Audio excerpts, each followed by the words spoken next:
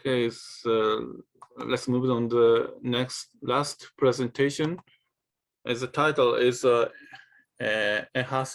enhancing electric robot navigation of rough terrain via tail tapping. As the presenter is Mr. Soto. Hello. Okay, please share your slide. Mm-hmm. Okay, I can hear. I can see your slide. Okay, it's a video. Yeah, sorry, it's Yes. quite early. Okay, please start it.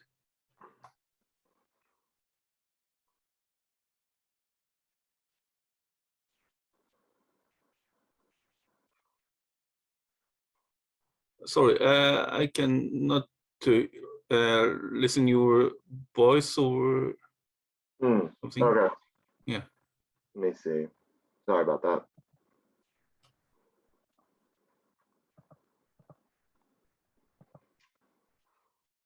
Please.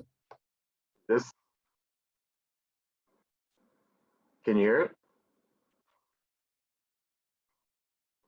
Sorry, can you hear it? No, I cannot hear. Okay. All right.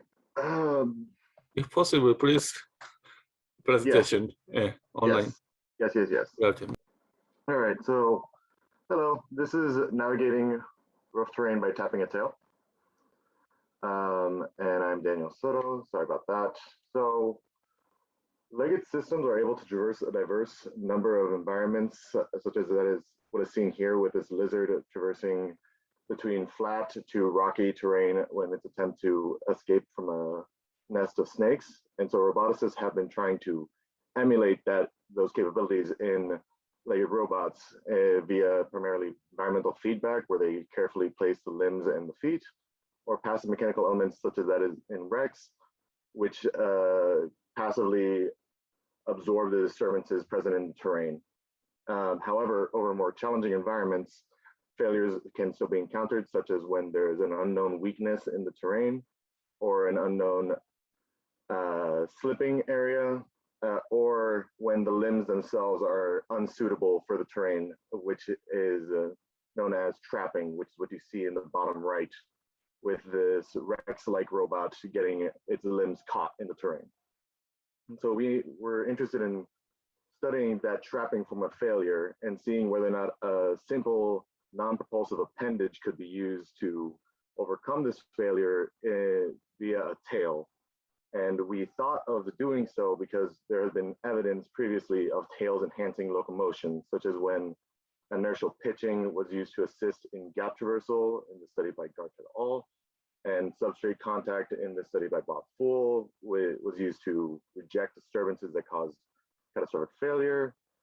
And these other two studies where substrate contact was used to induce obstacle navigation and steering on different robots. And so the question is, can a non-propulsive tail be used to avoid the traps that we have just discussed along a terrain that is designed to induce such failure? And so to investigate that question, we developed this quadrupedal robophysical model. Inspired by Rex, we opted for 4 legs rather than 6 in order to gauge the capabilities and challenges associated with such a design. And so to actuate this system, we had the limbs follow a Bueller clock, which is characterized by a fast and slow region, which you see in the bottom right. And to control each limb, we use a cascaded set of PID controllers on the position and the velocity. And to lock the limbs into their designated phase pattern, we used what we believe to be a novel form of control of having state feedback on the time delays between the limbs. And so moving on to the tail, we had a pitch yaw tail where we actuated along the pitch and kept the yaw passive for our tests. And we were testing a variety of angles shown in the top right, where you will see as I go along, we'll be testing different angles along that in that image. And so we're looking to study 3 main behaviors: static pose, where we kept the tail at a locked angle relative to the body; periodic open loop tapping, where we oscillate from 0 degrees to some angle that we wish to test. And then we varied the frequency of our tapping by adjusting the space in between the pulses, effectively keeping the tail held up at 0 degrees for longer periods of time. And then because we knew what we were wishing to study with the failure, we expected to see a sustained increase in the load. And so you can see our little mock-up of what we would believe to happen in the bottom right, where the current increased and was sustained above a load threshold. And so we would then trigger the tapping according to that diagram, which you could see in this video here, where I stall out a limb and then you see a corresponding tap of the tail as well. And so moving on, we then constructed the terrain in order to induce these failure modes that we wish to study. And to do so, we scaled the terrain dimensions to the robot. So each block here is 10 centimeters large when the body itself is only 30 centimeters by 30 centimeters. And we chose the block's heights from a distribution where we could maximize the height disparities, as you can see in that distribution. And the blocks were placed in order to maximize the height disparity so that we had the largest number of holes and peaks in order to induce trapping as much as possible.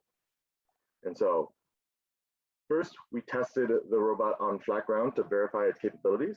And we had it mimic a variety of different gait patterns, which you can see the trajectories here. You see an example gait pattern of the diagonal couplet in the top right. We have videos of the other gait patterns on our website if you wish to look at them. But when we tested on the rough terrain, the robot was trapped regardless of the tested gait, as you can see with these trajectories that are being stopped along the terrain and not reaching the edges. And you can see that more clearly in this displacement graph, where you can see that on rough terrain, the gaits tended to make it much less farther than their flat terrain counterpart due to the trapping that we were looking to study. And so it was a success in making the terrain to cause failure in the system. And so now the next question is, how can we use the tail in order to overcome these failures? And so our first test behavior was set angle. So we kept the tail at an angle relative to the body. And you can see an example in the top right. And you can see these displacement versus time graphs where you can see when the robot got stuck for roughly 2 seconds, and then the test would end. And we see that the performance varies across the different angles, where 30 degrees got farther along the course than its other angle counterparts, but the probability of freeing was higher at higher amplitudes. And if you were to incorrectly use the tail, or if you were to just simply strap on a tail at 0 degrees or at a low amplitude, you would actually hinder your performance, as you can see by it traversing less far along the terrain, as well as having a lower likelihood of freeing. So the performance varies across the tested angles. So the next question is, what if we were to make things dynamic with this periodic tapping? And so we tested 2 types of frequencies, either a high frequency at 2 hertz or a variety of low frequencies for each angle. You can see that on the high frequencies tended to displace less than their low frequency counterparts. And we can see that the less frequent taps outperform highly frequent taps in these graphs of the displacements and this probability of freeing, where the high frequency did not have a high likelihood of freeing and actually hindered its performance in getting across the terrain compared to its no-tail counterpart. And with the low frequent taps, the high amplitudes had a higher likelihood of traversing the course, as well as a higher likelihood of freeing itself along the terrain. So this suggested that it was more about that coupled with the videos themselves suggested to us that it was more about the timing of the taps rather than any kind of periodic behavior. And as we were also able to know that this periodic behavior would not be very applicable outside of a laboratory environment. And so we moved on to low trigger tapping to see if the timing was more key to the system. And we saw that the performance of the low trigger taps was comparable to the less frequent taps in terms of probability of freeing as well as probability of displacement. And so this shows that if you were to tap your tail in whenever you were to start to encounter a failure, you would be able to increase your likelihood of freeing yourself from that failure and traversing the course itself by tapping your tail at that time. And the tail tapping did not have to be propulsive and aid in the overall motion of the system, but instead could be non-propulsive and just hit the system up instead. And so, in conclusion, the robotic quadruped is a viable robot platform. It has its own set of capabilities and challenges associated with design, but it should be considered as a viable platform for future robotic studies. And by tapping a tail, you can either improve or hinder your performance depending on how well you utilize your tail and tapping itself. We have found that with periodic tapping, with less frequent periodic tapping, and with low trigger tapping, we're able to improve the freeing behaviors and the distance before trapping on a complex terrain where failed trapping events were common, which is the case in more random structures such as that which you'd see in demolition, in a building demolition. And the low triggered is the most viable for real world environments, as I have discussed before, where the periodic tapping would be hindering performance when on less hazardous terrain for reasons that we can all understand. And the low triggered would only occur whenever a failure event was detected. And so, in total conclusion, non-propulsive tails can enhance performance when in complex terrains without having the need for very, very complex sensing capabilities and environmental feedback. So I would like to thank my my lab mates, Dr. Daniel Goldman, as well as the NSF and Pulse for their funding. Any questions? Okay, thank you for a nice presentation. Okay, so is a question? You have a question or comment? Hello? Yeah.